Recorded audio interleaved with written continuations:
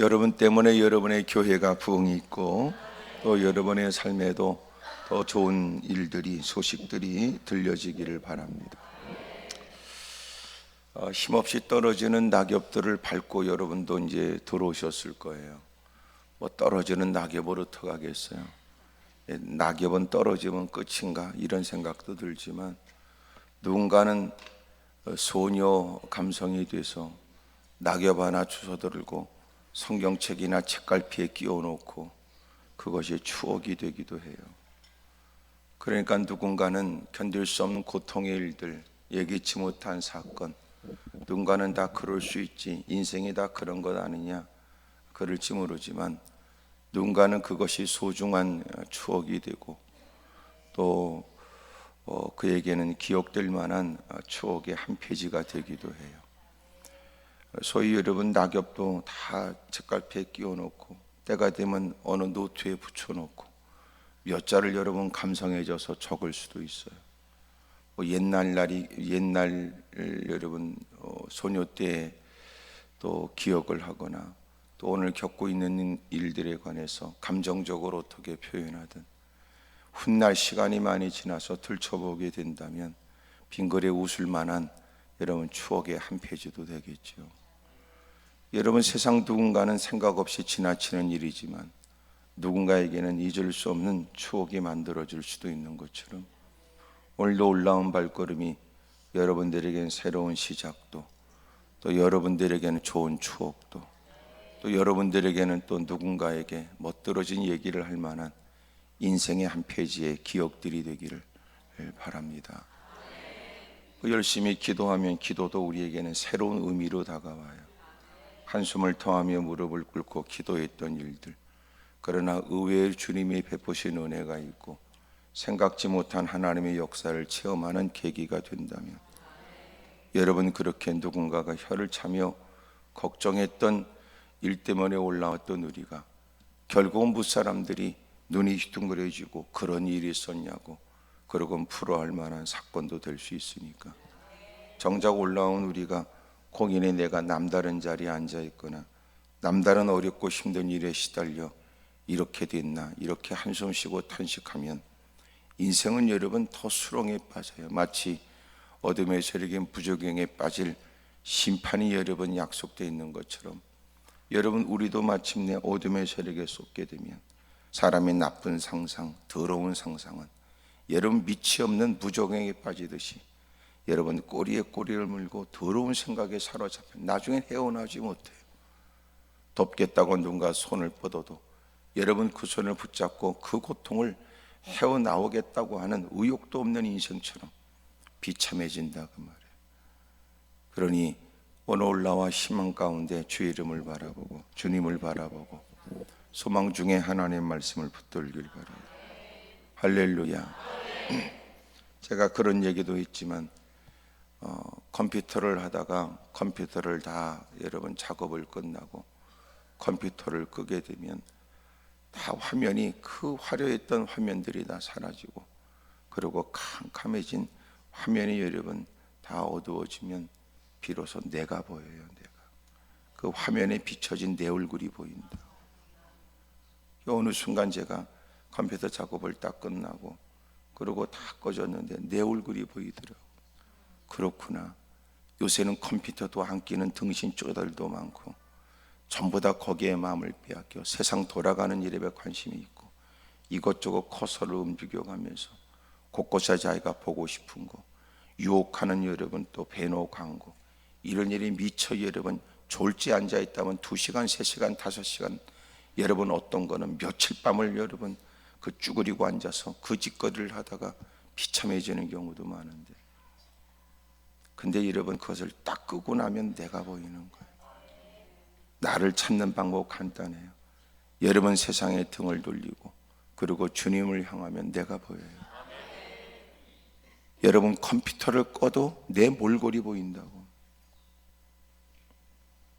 때로는 세상과 단절하고 하나님께 집중할 필요도, 세상의 근심과 염려를 뒤로 한 채 하나님께 집중할 필요가 있어요. 그래야 여러분 나를 비로소 알아요. 하나님을 안다는 게 뭐예요? 나를 아는 거예요. 믿음이 좋아졌다는 게 뭐예요? 자기의 허물과 자기의 똥꼬집, 자기의 못된 것들이 막 보여지기 시작해요.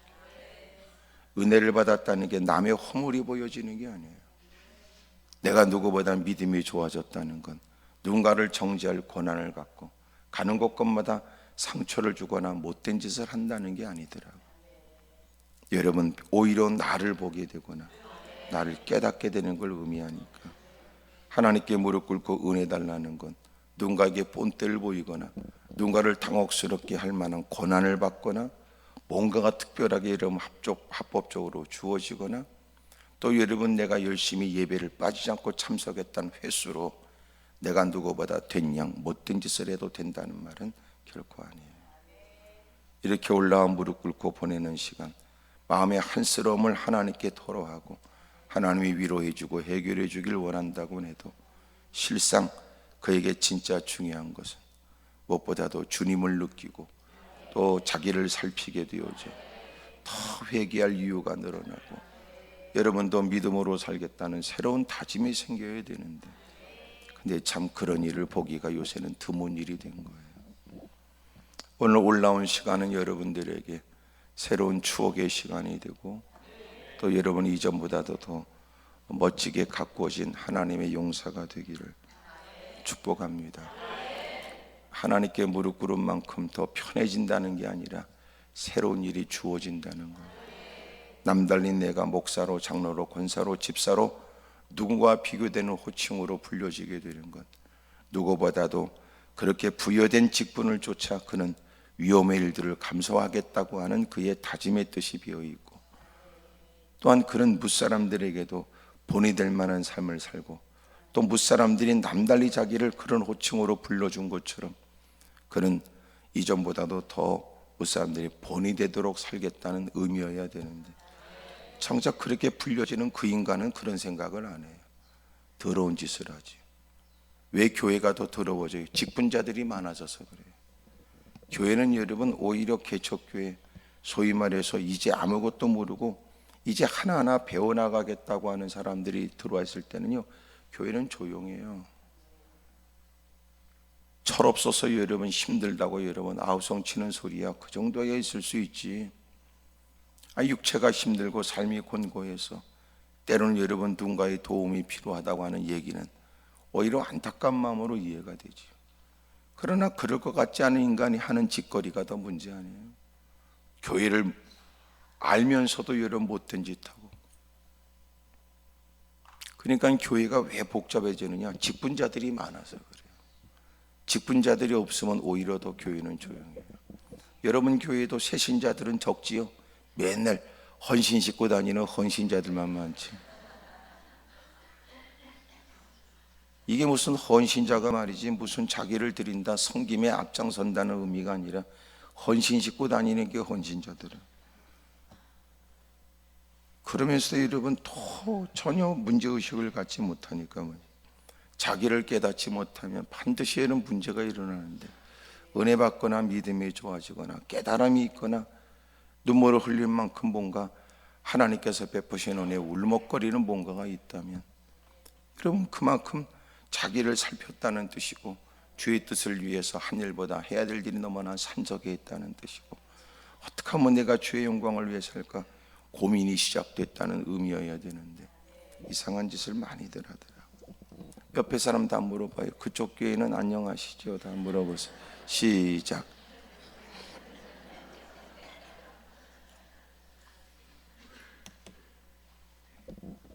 대답도 말도 없는 것은 본인과 무슨 관련이 있을 거라고 여겨집니다. 오늘 성경은 우리가 잘 알고 있는 다윗에 대한 얘기예요. 나갈 수 없는 전쟁터에 그는 전쟁을 하러 나간 게 아니라 아버지의 심부름으로 형들이 이미 세 사람이 전쟁터에서 치열한 전쟁을 치르고 있으니까 자식들의 근황이 걱정되고 염려가 되어져 막내 아들에게 가서 형들에 관한 얘기를 좀 듣고 돌아오도록 얘기했습니다. 이미도 전쟁터에 가서 보니까 이건 무슨 뭐 군사적인 일에 누구보다도 아주 해박한 지식이 있거나 아니말로 높은 직분을 갖고 있는 사람만이 알 수 있는 상황이 아니라 여러분 누구라도 뻔히 그 상황이 위태롭다는 것을 다 알 수 있었고, 사람들이 서슴없이 내뱉는 얘기를 들어보니까 얼마나 어렵고 힘든 처지인지를 알게 된 거예요.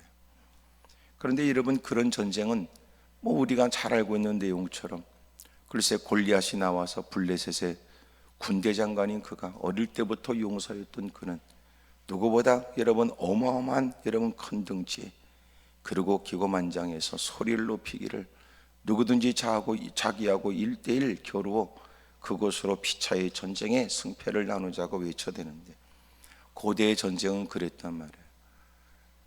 여러분, 그러나 누구도 그와 맞설 생각을 하지 못해요. 왜냐하면 도대체 이런 맞서서 이길 승산이 없기 때문입니다. 그런 일이 모든 사람이 다 두려워할 만한 일이 됐으니까 사람들은 다 뿔풀이 흩어지고 도망가기 시작해요.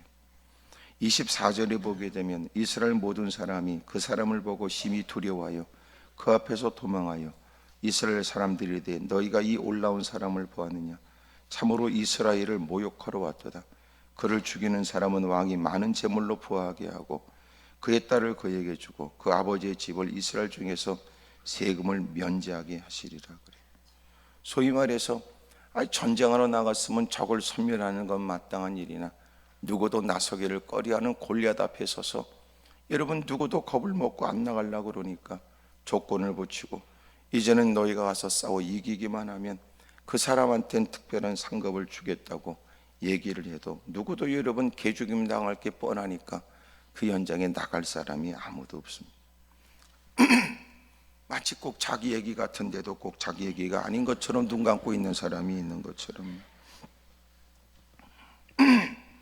마침내 그렇게 사람들은 다 겁에 질려 있고 꽁무니 빼고 도망가고 그러니까 그런 처지에 다윗이 형들에 대한 근황을 알아보겠다고 왔다가 이건 누구라도 들을 수 있고 누구라도 볼 수 있는 일이었으니까 다윗이 이런 일에 자꾸만 묻는 거예요. 이 싸움은 어떤 싸움이냐? 왜 그러냐? 자꾸 묻는 거예요. 형들이 말하길 쉽게 너는 아버지가 너한테 심부름 보냈으면 속히 이제 형들을 봤으니까 빨리 돌아가라. 아버지가 너를 보내놓고 얼마나 고민하시겠느냐, 걱정하시겠느냐. 하지만 다윗이 어떻게 이런 일들을 남의 일처럼 내가 외면할 수 있겠냐고, 이런 얘기에 사람들이 마침내 왜 무슨 소리가 들려지는지 다윗이 궁금해하는 일에 얘기를 했고 다윗이 그를 불렀습니다. 31절, 어떤 사람이 다윗이 한 말을 듣고 그것을 사울에게 전하였으므로 사울이 다윗을 부른지라. 다윗이 사울에게 말하되 그로 말미암아 사람이 낙담하지 말 것이라. 주의 종이 가서 저 블레 사람과 싸우리이다. 멋지잖아요. 여러분, 이럴 때 주의 종 쓰는 거야. 어디 가서 밥 퍼먹고 더러운 짓 하고 못된 짓 하고 여러분 갑질하려고 주의 종 이렇게 쓰는 거 아니에요. 주의 종은 언제 쓰느냐? 이렇게 자기가 희생할 일에, 목숨 걸을 일에, 하나님의 편에 서서 하나님의 뜻을 받드는 일에 써야 될 말이 주의 종이에요. 사람들이 볼 때는 미련하게 보이고 형제들에겐 설득력이 없는 일같이 보여지지만 하나님이 내게 주시는 감동, 하나님이 원하시는 일들, 내가 부정할 수 없는 주님의 분부 앞에 기꺼이 나는 주의 종으로 주님이 원하시는 그 일을 위해 위험을 감수하고 기꺼이 내 목숨을 걸고라도 그 일을, 그때 주의 종 이런 거 쓰는 거야.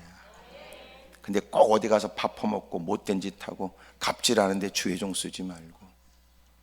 무슨 관련이 있지? 그러니까 가만히 있잖아요 또. 그러니까 어디 가서 여러분 더러운 짓 하는데 이런 말 쓰지 말고 기꺼이 주님의 일들을 위해 누군가는 주저하고 누군가는 여러분 그런 일에 선뜻 나서지 못하고 그런 일에 겁먹고 여러분 눈구녕이 여러분 허공을 쳐다보고 초점 없이 왔다 갔다 하다가 헛소리하고 돌아서는 그런 거 말고, 진짜 주의 종 얘기하려면 하나님이 기뻐합니까? 그렇다면 내가 이 일을 위해 오늘이 있었고, 하나님이 원하십니까? 그렇다면 기꺼이 어렵는 걸 내가 모르는 게 아니라 그 일이 얼마나 어려운지, 그 일이 얼마나 힘든지 몰라서 덤벼드는 게 아니라 내가 발권 옮기면 고난이 있고 죽음이 기다리고 있어도 내가 몰라서가 아니라 나는 주님의 은혜를 알기에 오늘도 내가 이만큼 내가 살아온 것은 이 날을 위해 하나님의 나를 인도해 줬다고 믿기에 주의 종에 가서 이때 쓰는 거야. 주의 종. 여러분도 어디 가서 헛소리 하거든 주의 종은 이때 쓰는 게 아니라고 얘기를 해줘요. 아셨죠? 예? 못된 짓거리 한 데 쓰고 그런 사기꾼들이 많단 말이에요. 참 이 시대에 참 문제예요. 앞으로 이제 걱정입니다. 걱정. 염려가 많아요. 자꾸 여러분 뭐 누군가 그러는 것처럼 지금은 영성 시대가 아니라 영상 시대라고 하는 것처럼, 예? 마지막 때 원수마귀가 끊임없이 우리에게 유혹하는 것 중에 하나가 뭐냐면, 여러분 뭐 뻔히 들었잖아. 스포츠, 섹스, 그 다음에 스크린이에요. 영화를 통하여 역사를 왜곡하기도 하고, 스크린을 통하여 사람들이 여러분 현실과 가상을 분별하지 못하게 만들어요. 급기야 이제는 가면 갈수록 이제는 모이기가 어려울 거예요. 성경에 가르쳐 주는 건 너희들은 마지막 때가 되었을 때는 모이기를 피하는 어떤 자들의 습관처럼 하지 말고 모이기에 힘쓰라고 가르쳐 주는 거예요. 불타오르는 장작불도 다 타오르는 장작을 헤쳐놓으면 곧 꺼져버리게 되는 것처럼, 주님 은혜 안에서 우리가 하나 되어지고 주님의 은혜 안에서 힘을 결집하고 주님의 은혜 안에서 끊임없이 악한 적들과 악한 영들과 싸우는 데 힘써야 돼요. 서로 모여서 여러분 믿음을 지킨 멋진 얘기는 누군가에게 용기와 힘을 북돋는 간증거리가 되고, 근데 마지막 때가 되면 다 뿔뿔이 흩어져요. 가족들도 뿔뿔이 흩어져. 이제는 너는 너고 나는 나고, 교인들도 뿔뿔이 흩어져요. 왜 그럴까요? 이제 전부 다 영상 시대가 되니까 뭐 때문에 모여서 영상을 봐요? 집구석에서 영상 보면 되지. 이제 시간이 지나면 뭐 때문에 여러분 옛날 다 욕했어요. 어느 큰 교회에서 말이지, 이 교회 저 교회 다 지교회 해가지고 여기서 여러분 다 영상 쓰는 거, 그 큰 그 본교회에서 영상 쓰는 거, 지교회에서 다 영상으로 예배 드리는 거 다 욕했던 사람 회개부터 해야 돼요.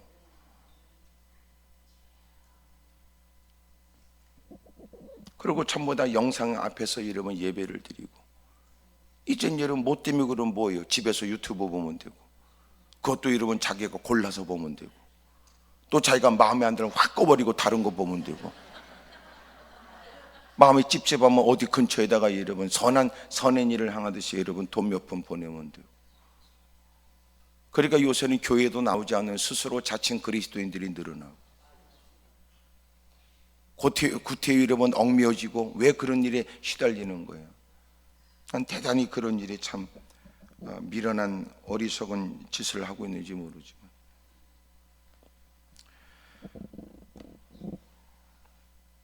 그리고 여러분 하나님의 말씀이라는 건 서로가 얼굴을 보고 여러분 내 감정이 교류가 되고 서로가 공감이 있고 같은 공간 안에서 애타는 마음으로 여러분 하나님 말씀을 여러분 영상으로 하는 건 부담 없어요. 그걸 누가 들을지도 모르니까.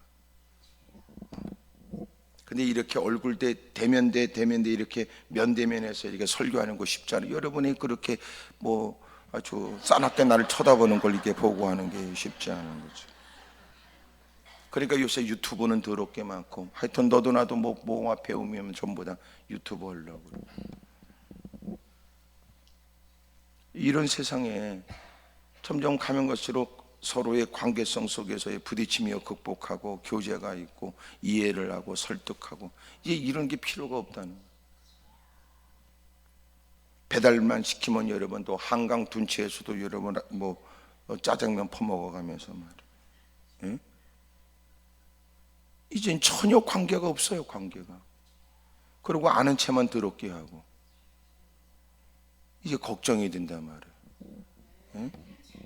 저는 벌써 몇십 년 전부터 저기 한국이 유럽화돼 가고 있다는 거, 적지 않은 사람이 그럴 리가, 그렇게 헛소리했던 인간들이 많아요. 회개드려야 되는데 회개했는지 몰라요. 결국은 여러분 더 빨라요. 유럽화돼 가는, 신앙을 상실하고 기도를 잃어버리고, 이 속도가 더 빠른 거예요. 더 빠른 거예요. 한국이 더 세속화되고 더 더러워지고.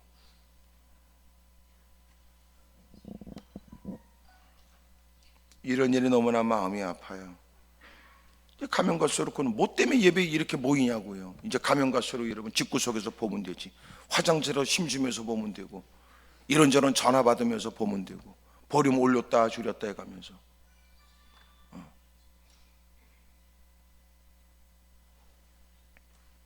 여러분 이게 지금 너무나 과민한, 절대로 그렇지 않아요. 절대로 오늘 못 봤으면 영상 보라고 그러고, 오늘 못 봤으면 그때 영상 다 올렸으니까 보라고요.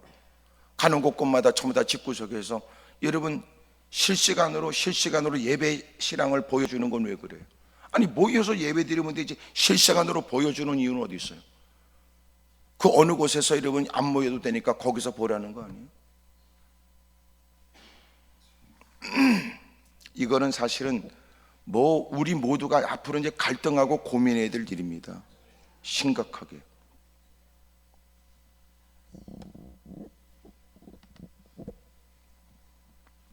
정말 여러분 심각하게 생각해야 돼요.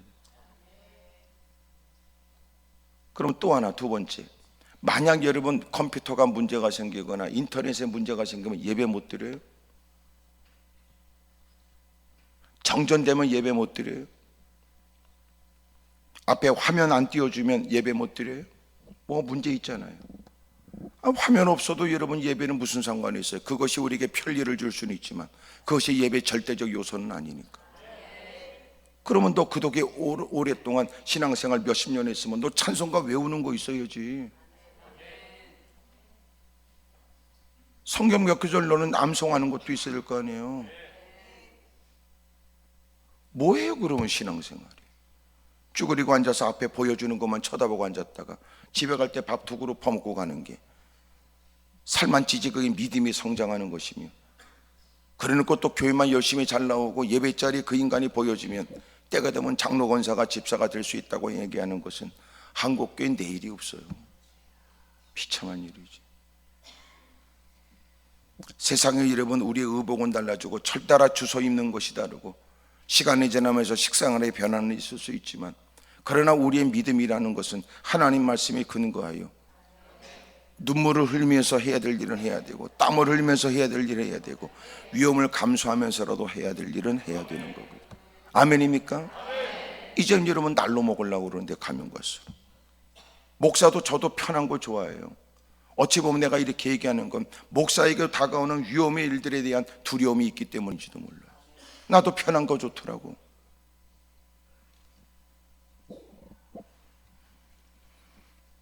오늘 내가 못하면 여러분 지난날에 했던 거 털어주면 더 쉬울 수 있겠죠.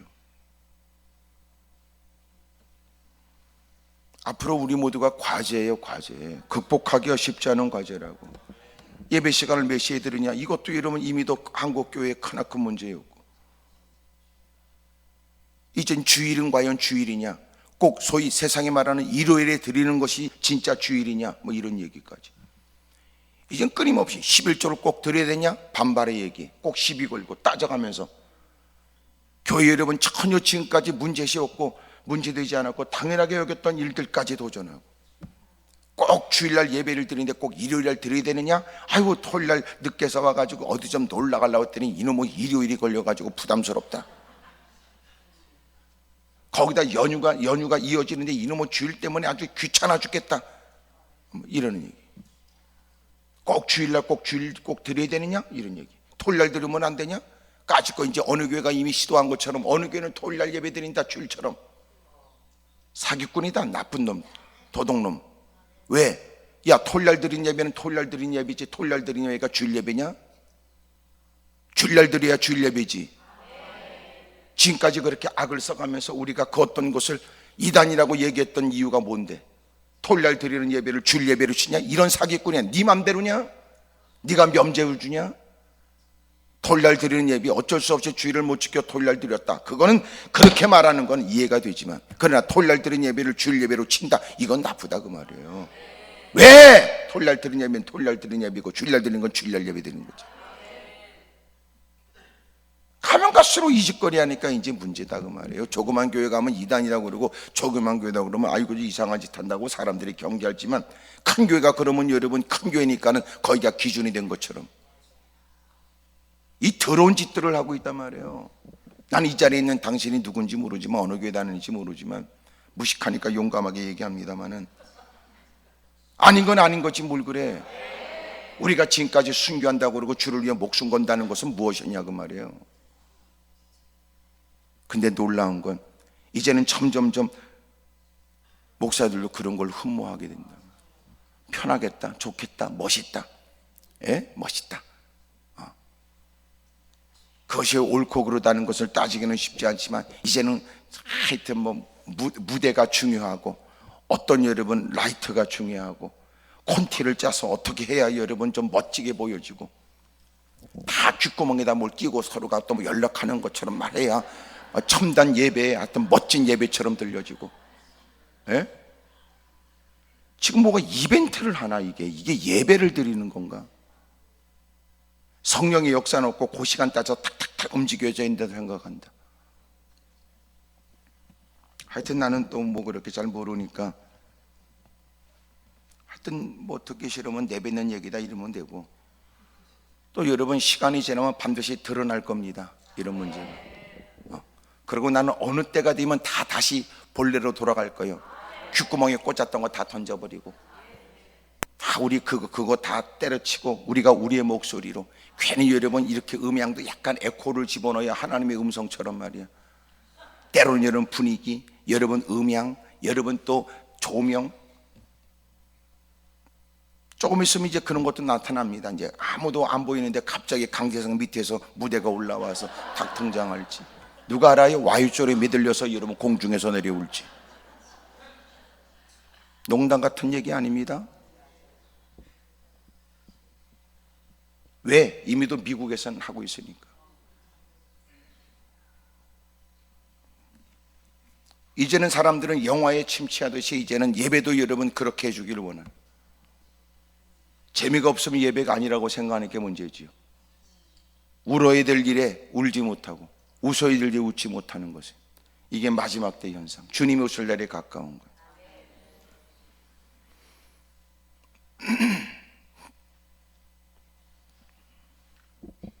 가면 갈수록 이제 땀을 흘리는 거 싫어해요. 주를 위해 목숨 걸어요. 그런데 놀라운 건 그 인간은 목숨 걸고 스포츠를 해요. 희한하지요. 목숨 걸고 주를 위해서 살아야 된다는 것은 이 시대의 미친 짓이라고 말하더니 놀라운 건 자기는 스포츠를 목숨 걸고 해요. 그 위험한 일에. 얼마 전에도 보니까 그랬더라고. 어느 지역의 관광지에 가서 폭포를 배경으로 셀카 찍다가 죽어버렸더라고. 그렇게 셀카 찍다 죽는 사람이 한 해에 몇백 명이 된대. 어느 지역은 셀카 찍는 거 금지 이런 데도 있어요.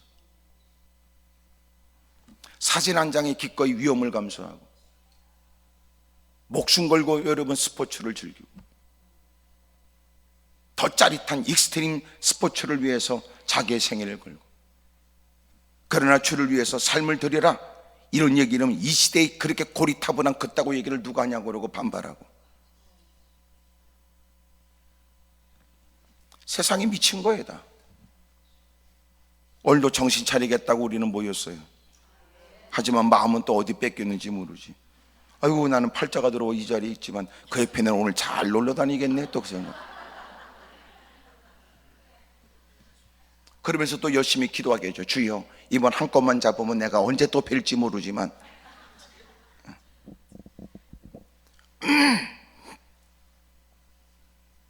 보세요. 이제 흘러가는 거. 많은 사람들이 여러분 지금 제가 얘기했던 건 오래전 몇십 년 전부터 다 염려했던 거예요. 이제 현실이. 이젠 더 놀라운 건 이런 일에 관해서 소스라치게 놀라는 게 아니라 이제는 우리도 익숙해져 가는 거예요. 그리고 이제 우리는 이렇게 말할 거예요. 어때요? 뭐 그런 거 가지고 그래요? 이제는 하나님 말씀을 듣겠다는 마음이 사라져요. 이제는 내가 듣고 싶은 소리만 듣겠다는 게 돼버려요. 이제는 교회도 이제 방법을 찾아야 돼요. 그게 뭐냐면 교회도 다 소규모의 예배실을 무지무지 많이 만들어야 돼. 그리고 영어관에 자기가 관람하는 것처럼 그날 설교자와 그날 설교의 제목과 본문과 그리고 설교의 요약부를 붙여놓고 네 마음에 드냐? 그러면 들어와라. 농담 같은 얘기로 들리세요?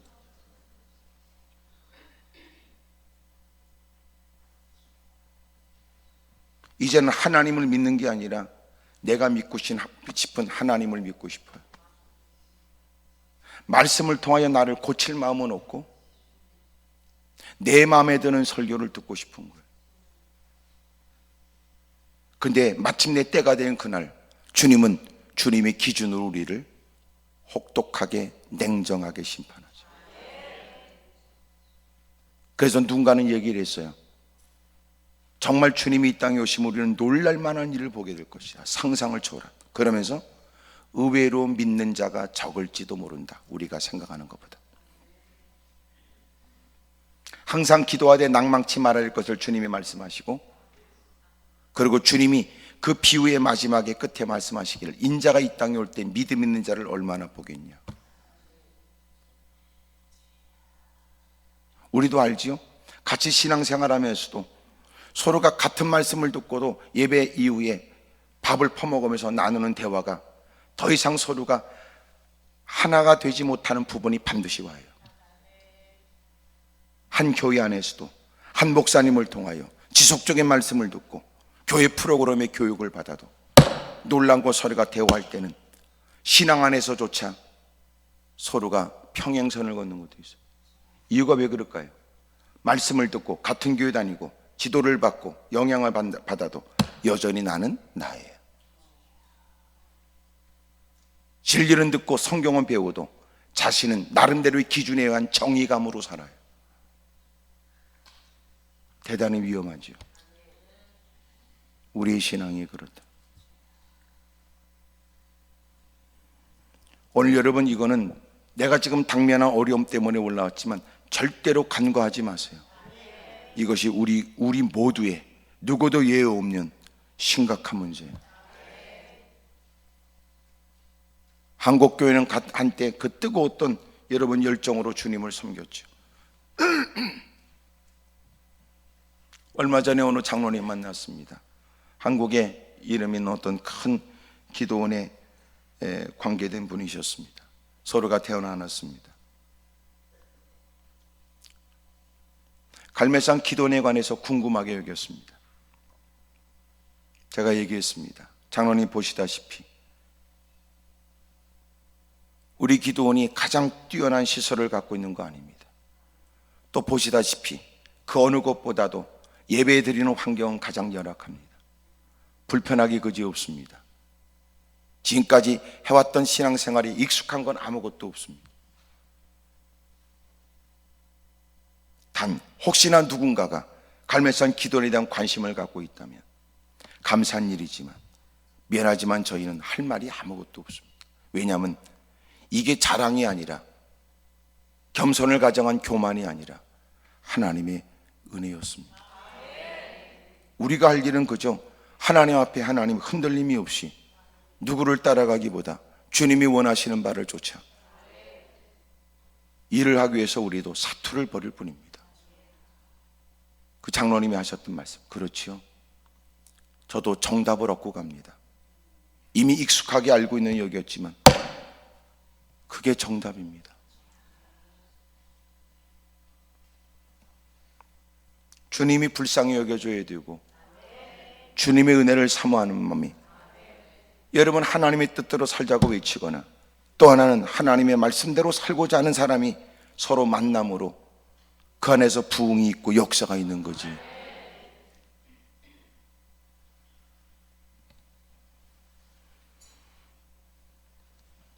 사랑하는 여러분, 오늘 우리 모두가 아름다운 신앙의 모습으로 가꾸어지길 바라요. 종이 뭐냐? 이 얘기에다가 여기까지 왔어요. 종이 뭐예요? 주를 위해서 목숨 걸겠다는 게 종이에요. 아멘입니까? 내가 너보다 낫다, 이게 종이 아니고 종이니까 주를 위해서 목숨을 건다, 이걸 당연하게 여긴다, 그게 주의 종이지. 제가 주의 종입니다. 어쨌다는 거예요. 그래서 땡땡이 종이야? 에밀리 종이야? 종은 비로소 자극을 받아 나는 소리로 종을 확인한다는데 너도 좀 두들겨 보자. 그럼 종이냐 너? 종이 뭔데? 종은 주님의 말씀에 귀를 기울이고 있다가 예기치 못한 장소, 주님이 부정할 수 없도록 깨닫게 하실 말씀을 따라 기꺼이 기다렸다는 듯 그 어떤 일이라도 기쁨으로 수용하는 게 종이지. 가서 제가 싸우겠습니다. 야, 너는 소년이야. 근데 그는 어릴 때부터 용사였지. 너하고 달라. 종자가 다르다 뜻일까? 어릴 때부터 달랐어? 싹수가 달랐어? 모든 사람이 다 한결같이 말하지요. 얼마든지. 그 평가가 틀린 건 아니에요. 그렇게 하는 말이 나쁜 건 아니지. 다윗이 사울에게 말합니다. 주의 종이 아버지의 양을 칠 때 사자나 곰이 와서 양떼에서 새끼양을 물어가면 내가 따라가서 그것을 치고 그 입에서 새끼를 건져내었고 그것이 일어나 나를 해하고자 하면 내가 그 수염을 잡고 그것을 쳐 죽였습니다.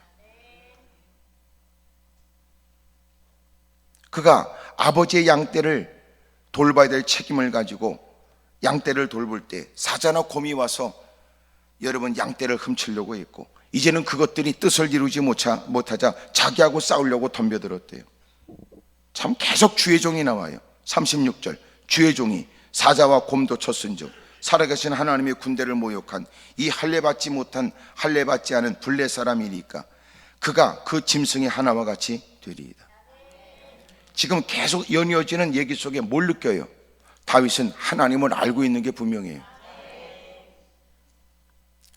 여러분 모든 백성들은 자기 앞에 선 골리앗이 누군지 그에 대한 정보는 빠삭해요. 그러나 하나님을 몰라요. 사울은 오히려 다윗에게 사울이 저기 골리앗이 누군지를 계속 설명해요. 사람들은 하나님 몰라도 골리앗에 관해서 다 정보를 갖고 있어요. 키가 얼마래? 지금까지 수없이 많은 싸움에 이겼대. 저 들고 있는 방패가 얼마나 큰 줄 알아? 얼마나 괴력을 갖고 있는지 알아?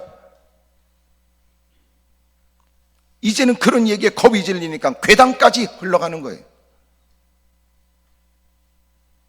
다윗은 몰라요 그 사람이 누군지. 하지만 죄종으로서 나서지 않을 수 없는 일에 나서겠답니다. 사울이 오히려 그에게 골리앗을 소개해요. 그는 어릴 때부터 용사였어. 하지만 흔들리지 않아요. 나는 그는 모르지만 나는 하나님을 알지요. 내가 경험한 하나님, 내가 알고 있는 하나님. 죄종이 사자와 곰도 쳤은즉 살아계신 하나님의 군대를 모욕한 이 할례받지 않은 블레 사람이니까 그가 그 짐승의 하나와 같이 될 것입니다. 우리는 세상을 더 알려고 그러지만 그러면서 우리가 세상의 상처와 고난과 고통 때문에 무릎을 꿇었어요. 그 많은 세월 숱한 예배, 익숙하게 접하는 말씀에, 신앙 경력에, 주변의 삶과 교제하며 우리는 누구보다 주님을 많이 알아요. 누구보다 주님을 아는 자처럼 나는 세상의 문외 아닌지 모르지만 그러나 나는 주님을 알지. 주님이 되게 하면 된다. 너는 그 상황이 얼마나 심각한지를 나한테 얘기하고 싶어하고 너는 그 문제가 얼마나 어렵다는 걸 나한테 설득하여 너처럼 좌절하거나 낭망하게 만들지만 나는 알지 하나님을. 12사람의 정탐꾼이 돌아와 10사람이 악평하여 내뱉는 얘기처럼 우리가 가서 봤잖아요. 우리가 봤어요. 경험했어요. 우리는 그들이 보기에 메뚜기 같아요. 두 사람 여호수아 갈렙이 소리를 질렀습니다. 여러분 우리도 같이 동행했지요. 하지만 우리는 하나님을 알아요. 하나님 보실 때 그들은 식사 한 끼에 불과하지요. 어떤 상황에 사느냐 그게 아니라 누구를 아느냐가 중요해요. 하나님의 전을 출입해도 하나님에 대해서 무지한 사람.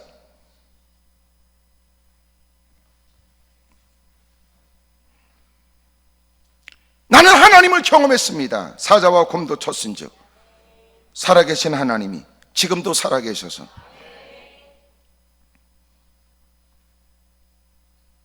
오늘도 그들을 물리쳐 주실 하나님을 나는 믿습니다. 37절 다윗이 이르되 여호와께서 나를 사자의 발톱과 곰의 발톱에서 건져내셨은즉 나를 이 블레 사람의 손에서도 건져내실 것입니다. 그는 지금 무슨 얘기를 해요? 사람들은 그가 얼마나 강한지 얼마나 대단한 힘을 가졌는지 그와 맞서서 이긴 사람이 없다는 그가 말하진 않아도 자기가 알아서 따져가며 자기가 알아서 정보를 갖고 자기가 알아서 첩보에 의해 떠도는 얘기에 이거는 희망이 없다고 한숨 쉬고 좌절하고 도망가는 사람들이 가득할 때 다윗이 얘기하는 건 하나님에 대한 얘기예요. 하나님은 살아계셔서 하나님은 나를 도우셨고 하나님이 이기게 하셨으니 하나님이 또 이기게 하실 것입니다. 그 숱한 세월 숱한 말씀을 많이 들었는데 당신은 하나님께 대한 정보가 무엇입니까?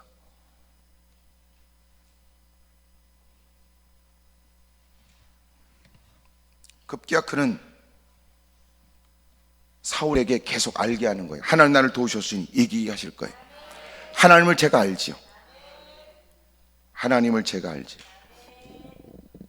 오히려 32절 다윗이 사울에게 말하되 그로 말미암아 사람의 낙담하지 말 것이라 주의 종에 가서 저 블레 사람과 싸우리다. 오히려 사울에게 위로해줘요. 걱정하지 마세요. 하나님 잘 모르시는군요. 제가 하나님을 알지요. 놀랍지요. 여러분 주일학교 학생이 장로님한테 얘기하는 거야. 장로님 하나님 잘 모르시네요. 하나님이 제 기도를 들었고 하나님이 저를 도와주셨죠. 그 얘기예요. 하나님에 대해서는 말을 많이 하시지만 저는 하나님을 알지요. 하나님에 대해서 많은 얘기를 들으셨지요. 그렇지만 저는 하나님을 경험해서 하나님을 알아요. 아버지 양떼를 돌볼 때 결코 내 힘으로 어찌할 수 없는 그 일에 주 이름을 부르면서 힘써왔던 일, 하나님은 공과 사자를 물리치도록 도와주셨어요. 저는 하나님을 알지요. 제가 알려드리는데요, 하나님은요 이 모든 일에도 넉넉히 도와주세요.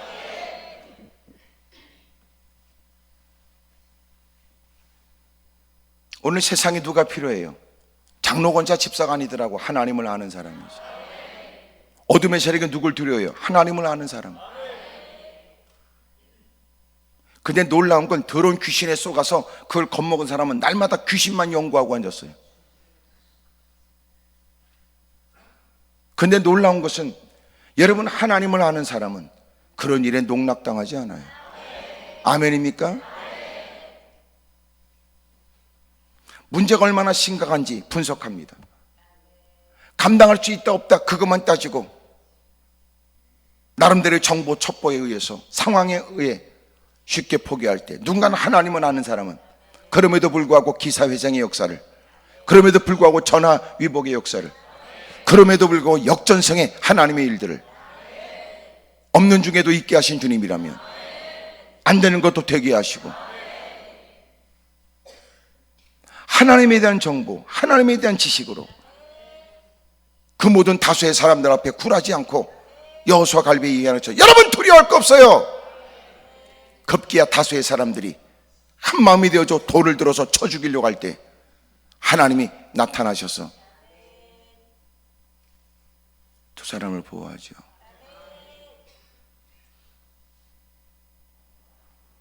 세상이 어떻다 이게 중요한 게 아니에요. 네가 하나님을 아느냐 그게 중요하죠.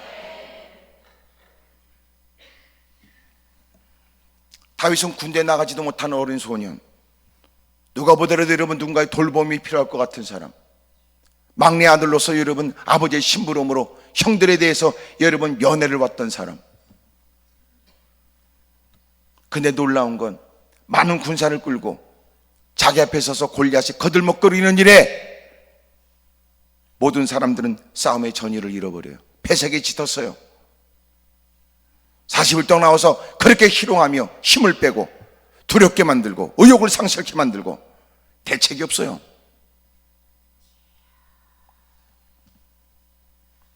다윗이 그 현장에 필요했어요. 하나님을 아는 사람.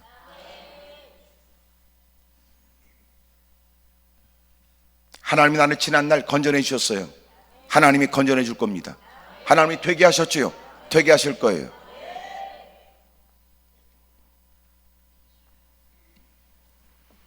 사울은 기꺼이 그에게, 비로소 그가 그 상황 속에서 정신이 혼미하고 어찌할 바 몰랐던 처지에 다윗을 통하여 다시 믿음으로 정신을 다시 되찾은 것 같아요.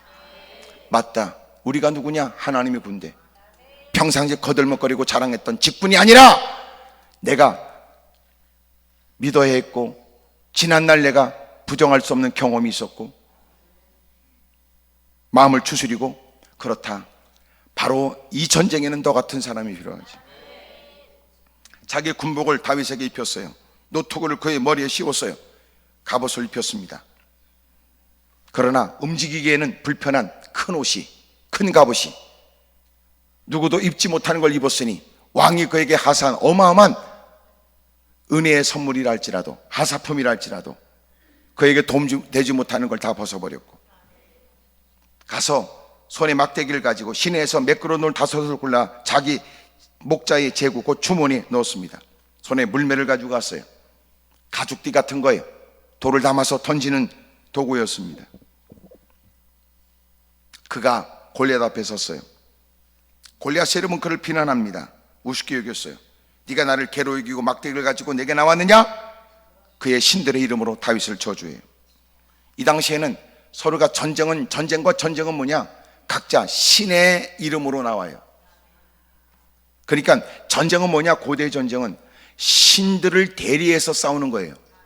그러니까 다시 말하면 신들의 전쟁이었어요.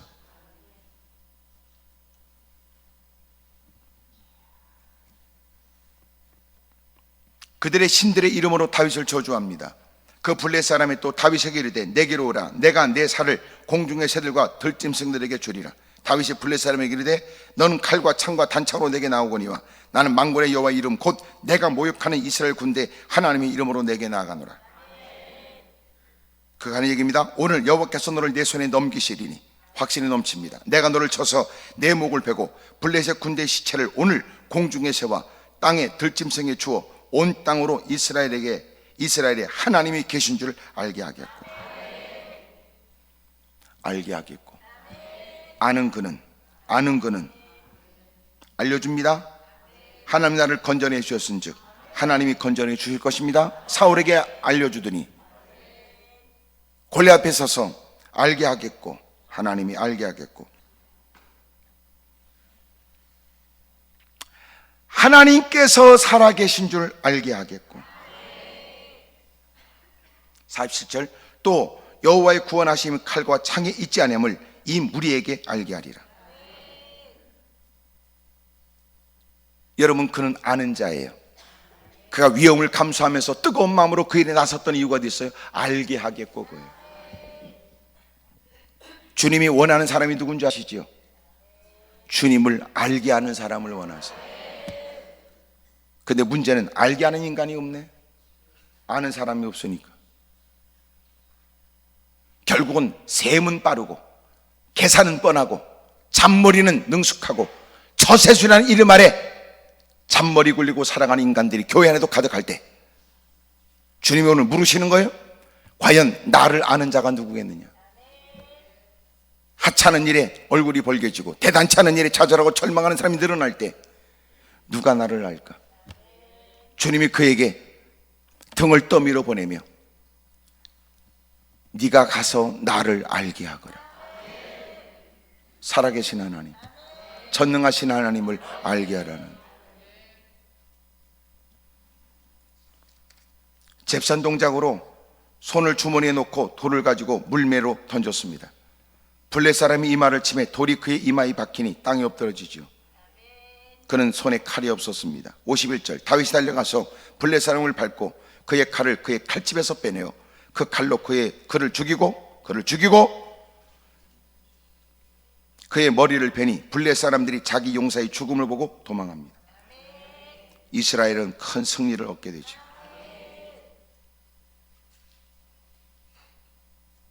여러분, 우리가 해야 될 일이 뭐예요? 하나님, 제가 하나님을 아는 자처럼 하나님을 알게 하겠습니다. 믿음으로 사는 것이 세상에 어리석게 보여질 때 믿음으로 사는 일이 얼마나 가치 있는가를 하나님을 아는 그는 꼿꼿하고 굳굳하게 말씀을 주장하고 믿음으로 사는 거예요. 사람들이 말하기를, 야, 너 장사하려는 거야? 너 사업하려는 거야? 여봐, 나는 사업은 하지만 사업이 목적이 아니야. 나는 믿음이 목적이지. 이 일을 통해 주의 영광을 드러내고 이를 통해 주님을 알게 하고 내가 만나는 사람들에게 주님을 알게 하고 나를 만나는 사람이 주님을 알고자 하는 마음으로 내가 이 일을 감당하려고. 만약 이 목적을 잃어버리면 장사하다가 처음에는 하나님의 영광, 입구에는 다 시작은 미약하나 나중은 창대하리라. 폐업이 되면 누군가에게 짓밟혀 끄집어내서 짓밟혀 불쏘시개가 되고,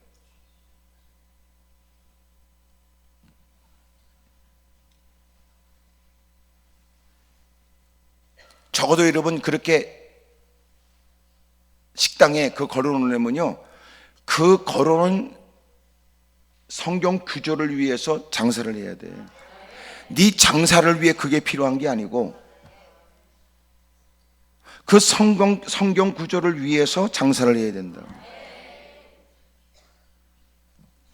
시작은 미약하지만 창대하는 게 마음을 두면 안 되고 시작의 이유가 또렷해야지. 왜 하는데? 돈 벌기 위해서 예배드려? 그게 아니고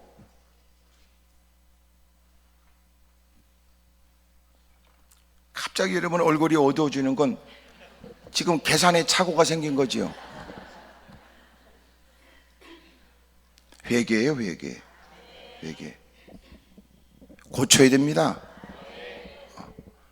그러니까 예배드리고 장사하면 장사 다 잘 되는 거 아니에요. 여러분 개업 예배 드린다고 해서 다 그 사업 잘 되는 거 아니에요. 내가 분명히 말하지만, 확실히 말하는데, 예배 드린다는 게 뭐예요? 그 모든 일들을 하나님이 기뻐하시는 방식, 하나님이 원하시는 대로 하겠습니다. 그걸 사람들 앞에 공포하고 공표해서 나도 그렇게 살겠다. 봐라, 예배 드렸지? 그러므로 이제부터 하는 일에 예배와 관련된 내 생활에 관해서 시비 걸지 마라. 봐라, 우리는 시작을 예배부터 했어. 그러므로 세상 방식으로는 이해가 안 되지만 예배 드리고 했잖아. 예배 드리고. 회사에 그런 회사가 많아요. 목사님 모시고 예배 드렸지만 돌아서면 사원들이 다 욕해.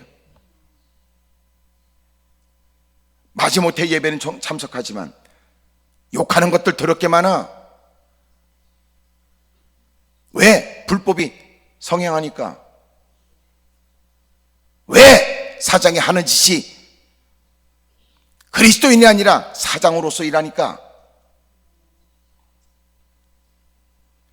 예배를 왜 드려요 그러면? 아예 예배를 안 드리고 007처럼 자기를 감추고 많은 세월이 지나 저것도 교회 다녔어? 그게 낫지.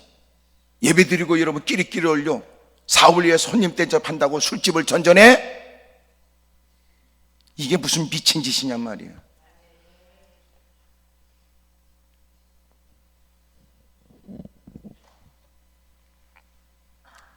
지금 여러분 어떤 분의 표정은 알았습니다. 다 때려칩니다. 때려쳐도 돼요. 믿음에 유익이 없는데 무슨 놈의 그게 여러분 도움이 되겠어? 그런다고 여러분 돈을 벌었다고 그게 복이야?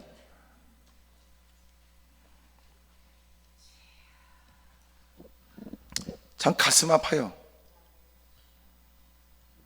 다윗 같은 사람이 이 시대에 필요하다는 거야. 겉은 멀쩡해 보이고 여러분 인생 경험이 있고 스펙은 가득해도 그런 인간이 필요한 게 아니라는 거야. 예기치 못한 결정적 순간에 위기를 딱 만난대요. 진짜 그때는 어쩔 수 없이 그동안 내가 그래서 이런 일을 위해 너같이 스펙이 있고 능력이 있고 배경이 있고 경험이 있는 사람들을 썼더니 결국은 허당이었다 그 말. 결론, 야 이런 때 누가 필요하지? 하나님을 아는 사람이 필요하다.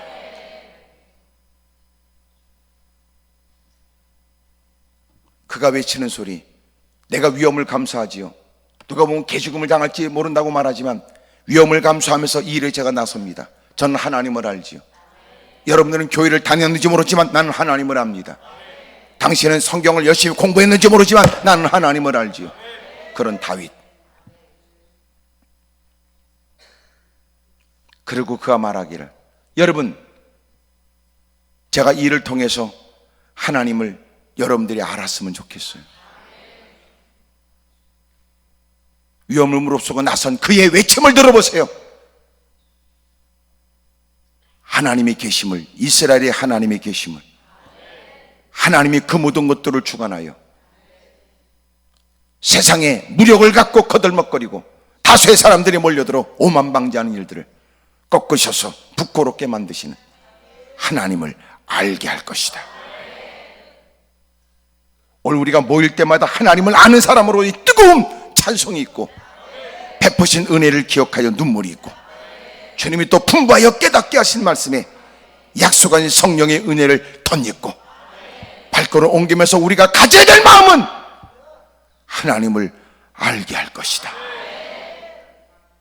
이 사명을 가지고 예배 자리를 떠나는 거예요.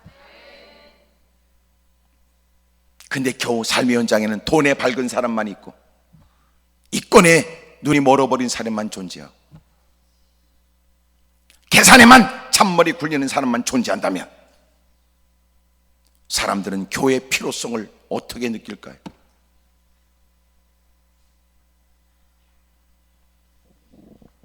오늘 하나님을 아는 사람으로 이 자리를 떠나고 그걸 모른다면 주님, 저도 하나님을 아는 사람으로 살고 싶습니다.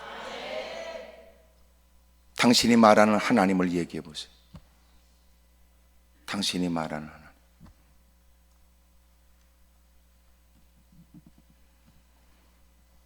제가 지난주에 베트남을 다녀와서 제가 그때 가장 제게 인상 깊었던 일들은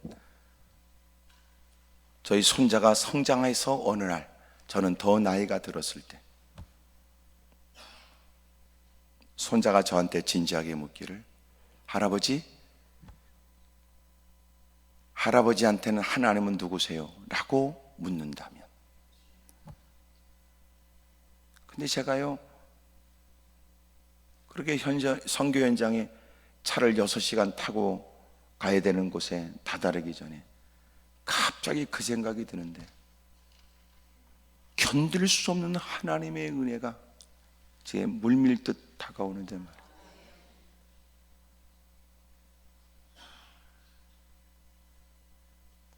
그 하나님이 내게 베풀어 주신 은혜가 무사람이 다 알지 못하고 제 아내도 누구도 알지 못하는 내 나약한 그 부분까지 하나님이 살피시고 돌봐주셔서 그 어느 것 하나도 내 수고나 내 노력의 결과라고 할 만한 것이 아무것도 없는 하나님의 은혜로 살아온 시간들이 막 그 짧은 시간 속에서 그냥 제게 어마어마한 은혜로 저를 덮어버리는데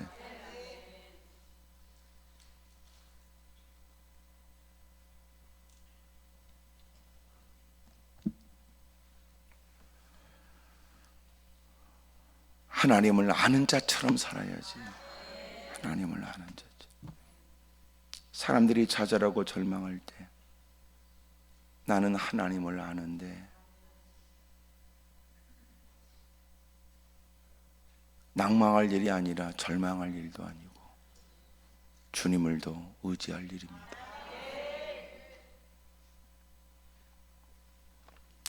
여러분 때문에 가족들이 다 하나님을 알게 되길 바랍니다. 세상도 하나님을 부정할 수 없게 됐다고 고백할 수 있기를 주 이름으로 축복합니다. 그러니까 이게 직분 가지고 믿을 거는 아니야. 옆에 사람 다 인사하세요. 저기 그쪽은 하나님은 알고 계시는지 물어봐요. 시작.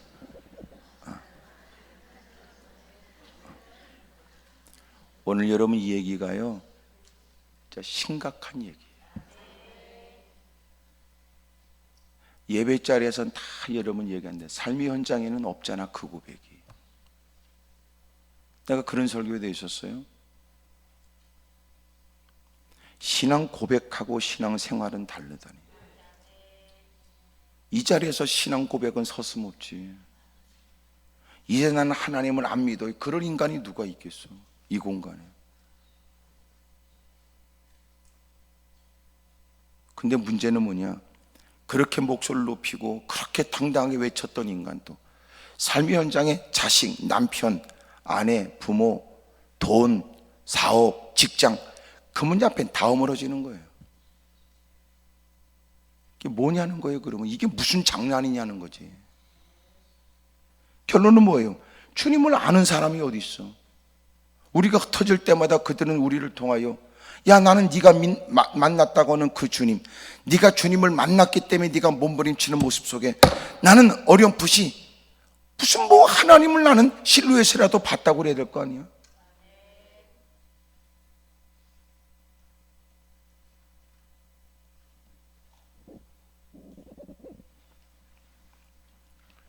전쟁에 나갈 수 없었던 다윗을 통하여 이길 수 없는 전쟁은 이기게 되고, 똑똑하고 잘났다고 하는 인간들 평상시에 여러분 칼을 잘 쓴대나? 평상시에 여러분 열심히 뭘 한다냐? 실제로 예기치 못한 일을 만나니까 얻어 터지기만 하고.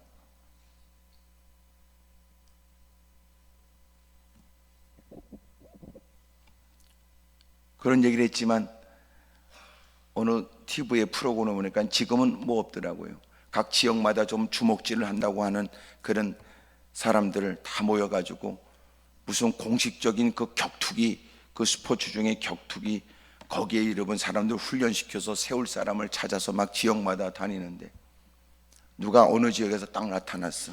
자기도 한번 그렇게 프로지만 그들과 서로 겨루어서 실력을 좀 입증시켜 보겠다고 하는, 딱 나왔어. 자기 소개를 해. 자기가 오랫동안 격투기를 좋아했고 영화도 많이 봤고 책도 많이 봤고 격투기에 필요한 것들 다 구입해서 집에서 혼자 그걸 보면서 연습도 하고 다 했다고 그러더라고요. 그러니까 앞에 있는 그 격투기 프로들이 다 웃더니 다 웃더라고. 아, 그러냐고. 한번 해보라고. 한 방에 떨어지더라고. 예? 그게 격투기를 아는 거냐고요. 주님을 아는 게 뭔데? 예? 우리가 말하는 주님을 안다는 건 뭘 의미하는 겁니까?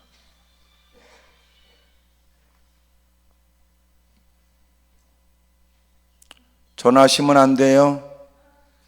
예? 전화하시면 안 된다고.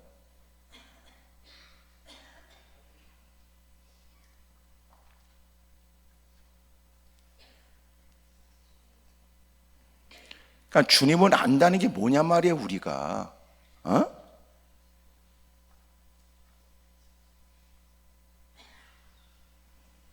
그래놓고 여러분 세상에 가서 주님을 알려요? 이런 사기가 어디 있어요? 그러니까 예배는 우리가 생각하는 것보다 더 진지하거나 교회를 출애하면서 해야 될 일은요, 더 혹독한 훈련이에요.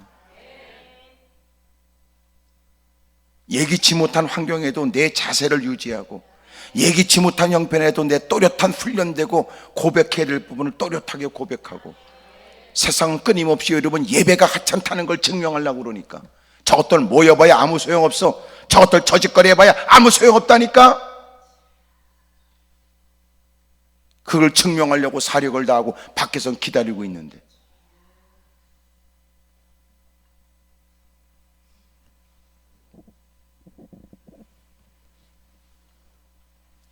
주님을 아는 자처럼 사십시다. 그래서 가는 곳곳마다 여러분 나약한 사람들을 일깨워 용기와 힘을 북돋아가며, 그들의 삶 현장에 누군가의 용기 있는 믿음의 모습으로 그들도 여러분 자기를 깨닫고 회개하고 돌이키고, 그들도 자기도 한번 해보겠다고 일어날 수 있도록, 그런 거 보면 여러분은 중요한 분들이죠. 기도하겠습니다. 무릎을 꿇죠. 두 손을 가슴에 얹겠습니다.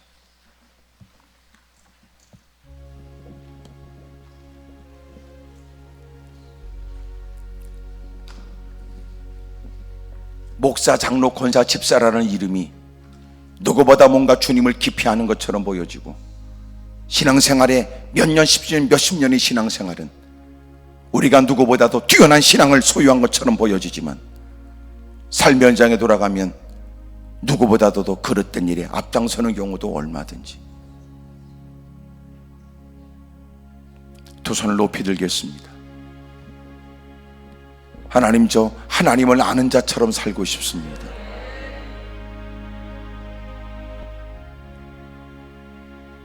이스라엘 백성들, 그들은 한결같이 어릴 때부터 율법을 배웠고, 세상 사람들을 여러분 이방인이라고 개처럼 여겼으며 하나님의 백성이라고 거들먹거리고 살아왔던 인생.